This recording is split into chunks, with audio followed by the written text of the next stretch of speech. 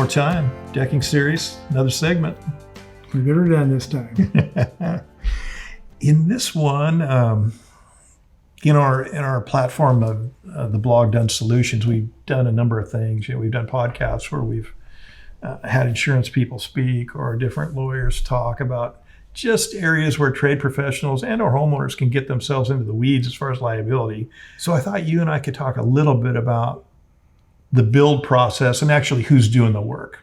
So we could have a scenario, homeowner, DIYer, I'm going to build my own deck. I'm the only one doing any work, versus, hey, I got a cousin who's got a couple skills and a neighbor who's willing, and I'm bringing them in, and at the end of the day, we're going to have a steak and a couple beers and call it good, versus I've got somebody who works for a construction company down the road and I'm paying him, versus blah, blah, blah. And a lot of different scenarios here. So you can just sort of talk a little bit about that with respect to Washington state law and different things that somebody might want to consider.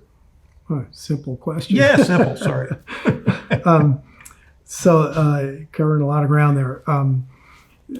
There are a lot of people who love to build stuff themselves. There are stores that have dedicated their whole, marketing concept to selling people on, you can do your own plumbing and you can do your own deck and you can do, and there's nothing wrong with that.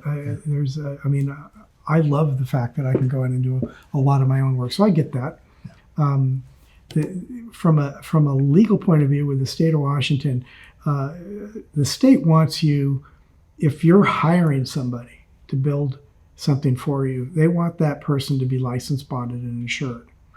And if they're not licensed and bonded and insured, then you have to have some kind of a license to be building it. And that's for insurance reasons and legal reasons.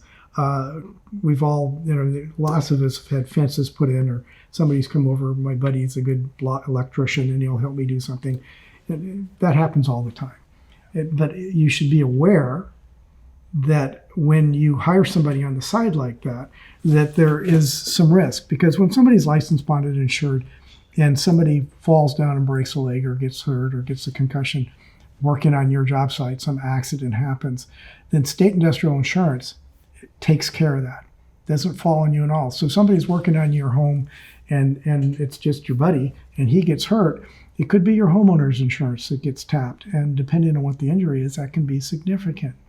Now, that not to scare anybody away from doing projects, because we all do them. Yeah. But those are kind of the questions you're asking here. So those are things to be aware of. If you're building a ground level deck and you got a buddy with some skills and you want to, take a whack at it and legally you can buy him a burger and dinner or whatever. But if you want to pay him something, then that happens all the time, I'm sure. But boy, if you're building something more significant with heavy beams and they're up in the air, I think I'd want not only the professional that's done it a million times doing it, but I'd also want the ease of mind that if something does happen, it's not going to fall back on me, because homeowner insurance is really set up to handle like a major injury on your home by a worker. So something to think about. Sounds like you don't want to put yourself in a position where all of a sudden, whether knowingly or unknowingly, you're acting as a general contractor, and all of a sudden there's a lot of things that come into play there. Well, sure, and whoever's doing the work, if they're doing that on a regular basis and they're charging people, but they're not licensed, they're not paying taxes, there's a whole other issue with getting in trouble with the state for doing that. So not that people don't do it, not that, I wouldn't hire a buddy to help me out with something here or there, but just something to consider when you're biting off a bigger project. Go in with your eyes open. Okay. Glad we could touch on that. Thank you.